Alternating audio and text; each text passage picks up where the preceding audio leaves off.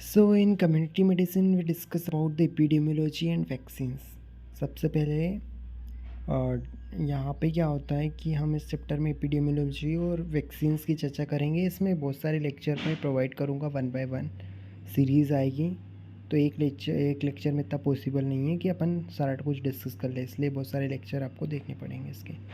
तो पहला लेक्चर ये बन रहा है, डेफिनेशन एंड एपिडेमियोलॉजिकल मेथड। सबसे पहले types of epidemiological studies.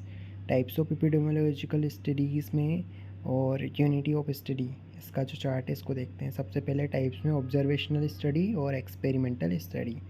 Observational study में कितने टाइप में बांटा है उसको, डिस्क्रिप्टिव और एनालिटिकल। तो ये हो गया ऑब्जर्वेशनल स्टडी, है ना। तो इसमें डिस्क्रिप्टिव जिसमें हाइपोथेसिस फॉर्मुलेशन होगा, और एनालिटिकल में वो जो हाइपोथेसिस है उसकी टेस्टिंग होगी। तो हाइपोथेसिस फॉर्मुलेशन इन डिस्क्रिप्टिव स्टडीज़, और एनालिटिकल स्टडीज़ में आएगा हाइपोथेसिस टेस्टिंग। अब जो एनालिटिकल स्टडी है जिसमें हाइपोथेसिस की टेस्टिंग होगी, तो उसमें हम चार पढ़ेंगे। कोहॉर्ट स्टडी, जो कि उसकी यूनिट ऑफ स्टडी किस लेवल पे स्टडी करते हैं, इंडिविजुअल लेवल पे। केस कंट्रोल स्टडी वो भी इंडिविजुअल लेवल पे, और क्रॉस सेक्शनल स्टडी उसमें भी इंडिविजुअल लेवल पे। इकोलॉजिकल स्टडी अपन पॉपुलेशन में करते हैं। पॉपुलेशन तो इस यूनिट ऑफ स्टडी में आएगा इसमें पॉपुलेशन। एमसीक्यू पूछा जाता है कि इकोलॉजिकल स्टडी जो है एपिडेमियोलॉजिकल स्टडी में किस टाइप में आता है, तो एनालिटिकल स्टडी में आता है। इसका यूनिट ऑफ स्टडी क्या है, तो उसमें आ जाएगा पॉपुलेशन लेवल पे, है ना, इकोलॉजिकल। तो see cohort study, case control study और क्रॉस सेक्शनल स्टडी, तीनों इंडिविजुअल पे है ना। एक्सपेरिमेंटल स्टडीज़ जो है अपन ने ऑब्जर्वेशनल देखा जिसमें डिस्क्रिप्टिव और एनालिटिकल। अब अपन देखेंगे एक्सपेरिमेंटल स्टडीज़ जिसमें क्या आएगा, हाइपोथेसिस फॉर्मुलेशन, जिसमें कि रैंडमाइज कंट्रोल ट्रायल हाइपोथेसिस बनाएंगे, है ना। तो हाइपोथेसिस के बेस पे ये भी कंफर्मेशन, पहले हाइपोथेसिस फॉर्मुलेशन किया, फिर उसकी टेस्टिंग किया, अब हाइपोथेसिस को कंफर्म करेंगे एक्सपेरिमेंटल स्टडीज़ के द्वारा। सबसे पहला इसमें experimental studies are 4 type: randomise control trial, field trial, community trial और clinical trial. Randomise control trial patient के लेवल पे होगी, तो इसमें unit of study patient. Field trial में हेल्दी पीपल। कम्युनिटी ट्रायल में आएगा कम्युनिटी, और क्लिनिकल ट्रायल में पेशेंट्स। तो पेशेंट्स में कौन कौन आएगा, रेंडमाइज कंट्रोल ट्रायल और क्लिनिकल ट्रायल। वो फील्ड ट्रायल में आ जाएगा हेल्दी पीपल, कम्युनिटी में आ जाएगा कम्युनिटी वाला आपको याद करने की ज़रूरत नहीं पड़ी। क्लिनिकल वाले में याद करना है पेशेंट, और रेंडमाइज कंट्रोल ट्रायल में पेशेंट्स, फील्ड वाले में हेल्दी पीपल्स, ठीक है। Synonym of names of epidemiological studies, इनकी कुछ सिनोनिम्स दिए हैं। तो टाइप ऑफ एपिडेमियोलॉजिकल स्टडी और यूनिट ऑफ स्टडी। देखो कोहॉर्ट स्टडी जो है और केस कंट्रोल स्टडी, दो टाइप हैं, उसमें अलग अलग डिफरेंस भी है। कोहॉर्ट स्टडी और केस कंट्रोल में डिफरेंस भी पूछते हैं, है ना। तो कोहॉर्ट जो है इसको प्रोस्पेक्टिव स्टडी कहते हैं, और केस कंट्रोल को क्या कहेंगे, रिट्रोस्पेक्टिव। इसको कैसे देख जिसमें अब कोहॉर्ट में क्या होता है, कास्ट टू इफेक्ट जाएंगे, कास्ट टू इफेक्ट स्टडी करते हैं, जो कारण है उससे इफेक्ट की तरफ। और ये केस कंट्रोल में क्या इफेक्ट टू कास्ट स्टडी करते हैं।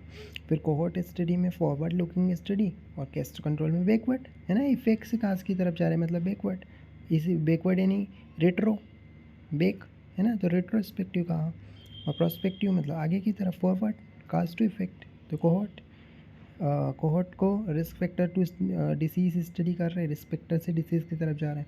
एक्सपोजर टू आउटकम, और यहाँ पे केस कंट्रोल में क्या, डिसीज़ टू रिस्क फैक्टर और आउटकम टू एक्सपोजर। और फॉलो अप स्टडीज़ किस में आएगी, कोहॉर्ट में। और इधर TROHOC स्टडी, तो ये पता नहीं, इंसिडेंस स्टडी करते हैं। और क्रॉस सेक्शनल स्टडी और इकोलॉजिकल। क्रॉस सेक्शनल स्टडी में प्रिविलेंस स्टडी, है ना, स्नैपशॉट ऑफ पॉपुलेशन स्टडी, है ना। क्रॉस सेक्शनल हमने देखा था, तो क्रॉस सेक्शनल जो है इसमें क्या होगा, इंडिविजुअल लेवल पे अपन स्टडी करते हैं प्रिवेलेंस की। Snapshot of population study, snapshot बना सकते हैं पॉपुलेशन स्टडी। इकोलॉजिकल स्टडी में को रिलेशनल स्टडी, को रिलेशनल स्टडी इकोलॉजिकल। तो हमने इकोलॉजिकल देखा, वो पॉपुलेशन, है ना, के लेवल पे हो रहा था, यूनिट ऑफ स्टडी, और जो क्रॉस सेक्शनल है वो इंडिविजुअल के लेवल पे हो रहा था। एविडेंस बेस्ड मेडिसिन प्रैक्टिस, तो इस consider gold standard for clinical practice. Evidence based medicine और practice is consider as a gold standard for clinical practice. Gold standard for clinical practice is evidence based medicine या practice. evidence based medicine या practice को अपन gold standard for clinical practice कहते हैं। याद रखना, MCQ आता है ना। aim to apply best available evidence gained from scientific method to clinical design decision making, मतलब एविडेंस के बेस पे एविडेंस जो गेन किया है, जो अवेलेबल एविडेंस है उस फ्रॉम कहाँ से, साइंटिफिक मेथड से या क्लिनिक से लगा के अपन क्लिनिकल डिसीजन बनाते हैं तक, है ना। तो अपन बेस्ट अवेलेबल, उसका एम क्या है, बेस्ट अवेलेबल एविडेंस जो है उसको गेन करना है साइंटिफिक मेथड्स के द्वारा to clinical decision making. Highest importance is given to meta analysis, आगे हम देखेंगे। तो हाईएस्ट इम्पोर्टेंस जो है वो is given to strongest epidemiological studies, most important, least important। most important अपन ने देखा मेटा एनालिसिस को, सिस्टमेटिक रिव्यूज और ब्लाइंडेड ट्रायल्स।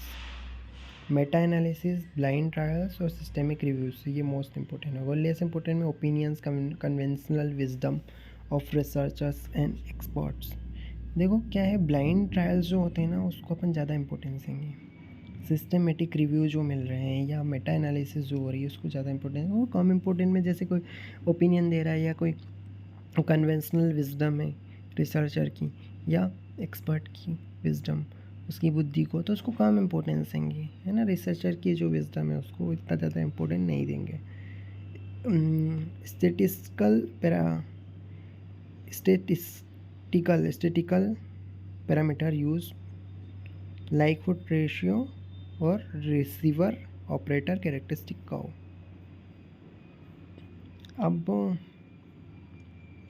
अब देखो, evidence pyramid in research from top to bottom. Pyramid की बात कर रहे हैं, एविडेंस पिरामिड इन रिसर्च में एविडेंस पिरामिड की चर्चा करेंगे। तो हमने देखा ना, highest clinical relevance gold standard किसको देते हैं, जो मोस्ट इंपॉर्टेंट कौन है, मेटा एनालिसिस, है ना। Systemic review, cohort study, case control study की, case series, case report, ideas, editorial, opinions, animal research, in vitro research. तो लोवेस्ट क्लिनिकल रिलेवेंस, सबसे कम रिलेवेंस किसका रहेगा, लोवेस्ट क्लिनिकल रिलेवेंस का आएगा in vitro test tube research को।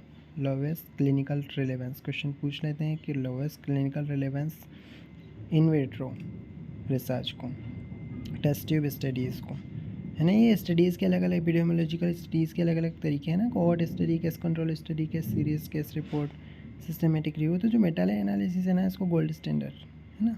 Highest clinical relevance meta analysis, और lowest clinical relevance test tube research या इन विट्रो रिसर्च। तो ये पिरामिड जो बना है ना, एविडेंस पिरामिड, एविडेंस निकाला, जैसे कोई भी एविडेंस अपन इंक्वायरी कर रहे हैं तो उसके लिए सबसे ज़्यादा मेटा एनालिसिस को अपन उसमें रखेंगे, टॉप टू बॉटम पिरामिड को देख रहे हैं। टॉप पे, सबसे टॉप पे कौन आएगा, गोल्ड स्टैंडर्ड वाली बात कौन सी होगी, मेटा एनालिसिस, और सबसे नीचे लोवेस्ट क्लिनिकल रिलेवेंस में इन विट्रो टेस्ट ट्यूब। ये आपको समझ में आ चुका है। Measurement in epidemiology, tool of measurement in epidemiology. तो सबसे पहले रेट क्या होती है, numerator is a part of denominator and multiplier is 1000 और 1 लाख और 10,000 और 1 लाख, ठीक है। रेशियो, रेट निकालते हैं ना अपन की, न्यूमरेटर और डिनोमिनेटर, है ना, डिनोमिनेटर और न्यूमरेटर।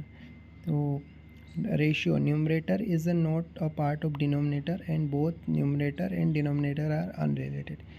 ये तो हमें पता ही है कि दोनों अलग अलग होते हैं, न्यूमरेटर और डिनोमिनेटर, है ना। डिनोमिनेटर और न्यूमरेटर अलग अलग है, अनरिलेटेड।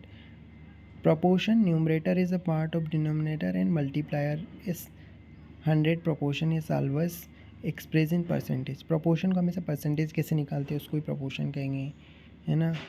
रेट अपन जो उसको numerator is a part of denominator.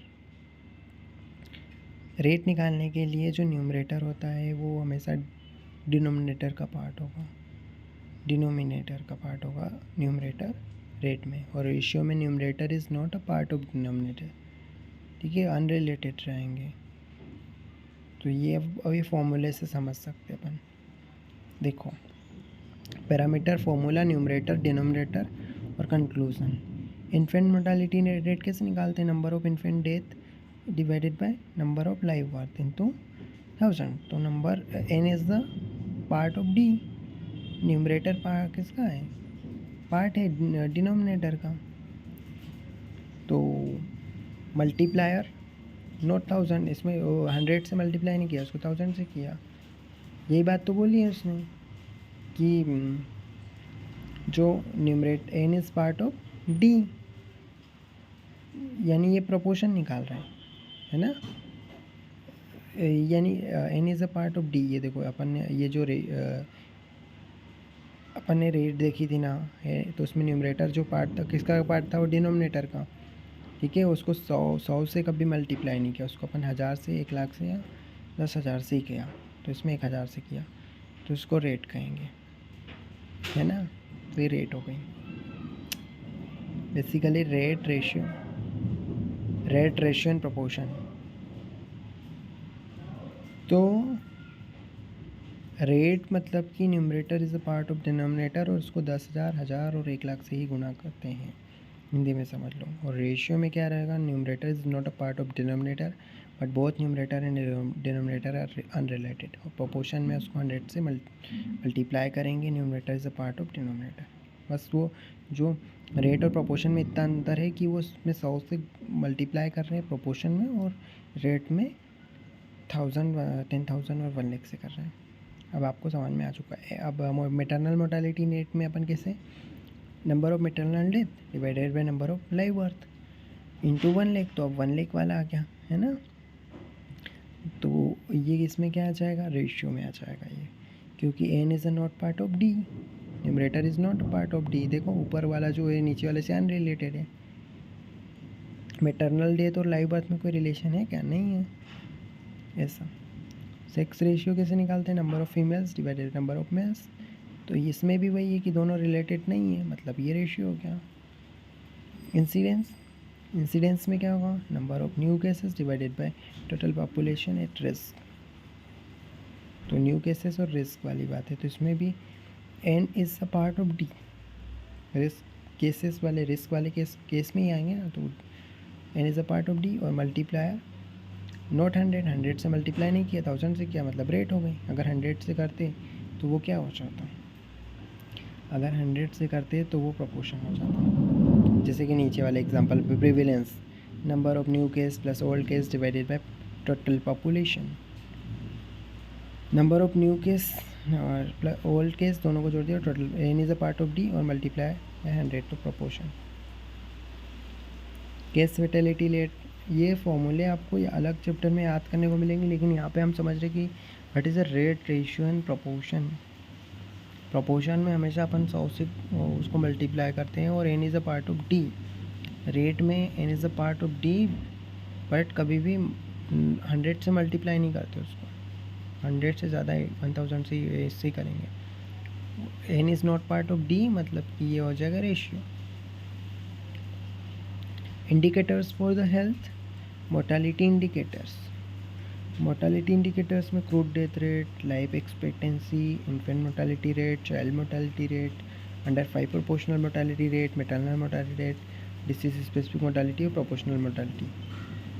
Morbidity में आ जाएगा incidence and prevalence, notification rate, attendance rate, at OPD, admission, readmission. ये डिसीज़ है। मॉर्बिडिटी मतलब डिसीज़ की रेट, कितनी बार एडमिशन हुआ, रीएडमिशन, डिस्चार्ज कितना हुआ, ओपीडी की लेवल क्या है, कितने दिन हॉस्पिटल में स्टे रहा, ये सारी चीज़ें। डिसेबिलिटी रेट है ना, और इवेंट टाइप ऑफ इंडिकेटर और पर्सन टाइप ऑफ इंडिकेटर। तो कितने दिन उसकी एक्टिविटी रेस्ट्रिक्टेड रही, बेड डिसेबिलिटी थी, कितने दिन डिसेबिलिटी रही जिसकी वजह से बेड पे आराम करना पड़ा, कितने दिन उसका वर्क लॉस हुआ, काम नहीं किया कितने दिन, तो ये इवेंट टाइप ऑफ इंडिकेटर हो गया। और पर्सन टाइप ऑफ इवेंट्स मतलब काम की बेसिस पे, और पर्सन टाइप ऑफ इंडिकेटर मतलब कि limitation of mobility confine to bed house, कितने दिन तक वो घर बिस्तर पे रहा, लिमिटेशन ऑफ कितनी उसकी एक्टिविटी लिमिट हो चुकी है, क्या क्या परफॉर्म नहीं कर पा रहा है, कितने लिमिटेशन आई मेजर एक्टिविटी में, क्या क्या लिमिटेशन आई, है ना। तो ये सब पर्सनल टाइप इंडिकेटर और इवेंट टाइप इंडिकेटर, इससे अपन डिसेबिलिटी रेट निकालते हैं। और न्यूट्रिशनल स्टेटस इंडिकेटर जैसे anthropometric measurement of preschool children, preschool children के लिए anthropometric height of children at school entry और prevalence of low birth weight. Health care delivery indicator में doctor population ratio, doctor nurse ratio, population bed ratio, कि population में कितने doctor है, कितनी nurse है, कितने बेड हैं, पॉपुलेशन में कितने हेल्थ सेंटर है, traditional birth attend. Utilisation rate में proportion of infant fully immunise against 6 CPI disease, proportion of pregnant women who receive antenatal care, कितनी वुमेन को एंटीनेटल केयर मिली, कितने बच्चों कितने इन्फेंट जो है वो इम्यूनाइज हो चुके हैं, बेड ऑक्यूपेंसी रेशियो क्या है, रेट क्या है, percentage of population using various method of family planning, bed turn over ratio. Indicator of social mental health, suicide, homicide, act of violence, road traffic accidents, alcohol tobacco use rate, ये सब check करेंगे social health में। Environmental indicator में air और water pollution indicator, pollution कितना है। Socio economic में अपन per capita GNP देखते हैं, है ना। और लेवल ऑफ अनएम्प्लॉयमेंट, डिपेंडेंसी कितनी है, कितना डिपेंड कर रहा है वो, आत्मनिर्भर है कि नहीं। हेल्थ पॉलिसी इंडिकेटर में proportion of GNP on health service, proportion of GNP spent on health related activity। indicators of quality of life में physical quality of life index, और अदर इंडिकेटर में सोशल इंडिकेटर्स। ठीक है,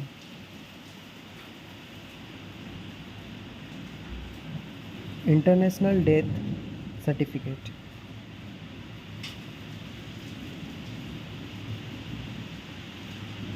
international death certificate consist of 4 lines, इसमें 4 line रहेगी international death certificate जो है। Line A, line first A, line first B, line first C, line second, line देखो line first A में क्या है, डिसीज और condition directly leading to death, ऐसी डिसीज कंडीशन जिसकी वजह से डायरेक्टली डेथ होती है, लाइन फर्स्ट है। लाइन फर्स्ट बी में इंसिडेंट एंटीसेंट अंडरलाइंग काज जो है वो लाइन फर्स्ट बी में आएगा, और लाइन सी में आएगा मेन एंटीसीडेंट अंडरलाइंग काज। और तो फर्स्ट में ABC है, ए में फर्स्ट ए में leading directly cause to leading death, underlying cause और मेन अंडरलाइंग काज। और लाइन 2 में क्या जाएगा, जैसा काज जो कि रिलेटेड नहीं है डिसीज से, condition causing it, other significant condition line 2 में आएगा। लाइन एग्जांपल ऑफ डेथ, ठीक है। तो इसमें 4 लाइनें रहती है, जो फर्स्ट ABC और सेकेंड, इससे इंटरनेशनल डेथ सर्टिफिकेट बनता है।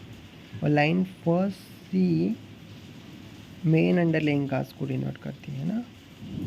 एग्जांपल ऑफ डेथ सर्टिफिकेट, जैसे मान लो main direct leading cause of death क्या है, रीनल फेलियर, उसमें अंडरलाइंग काज क्या है, डायबिटिक नेफ्रोपैथी, और मेन अंडरलाइंग काज क्या है, डायबिटिक मेलाइटस, और अनरिलेटेड हो गया तो हाइपरटेंशन, है ना, कंट्रीब्यूटिंग करता है। तो मोस्ट इम्पोर्टेंट जो है फर्स्ट C है, मोस्ट इम्पोर्टेंट लाइन, क्योंकि वो क्या मोस्ट अंडरलाइंग काज को बताती है।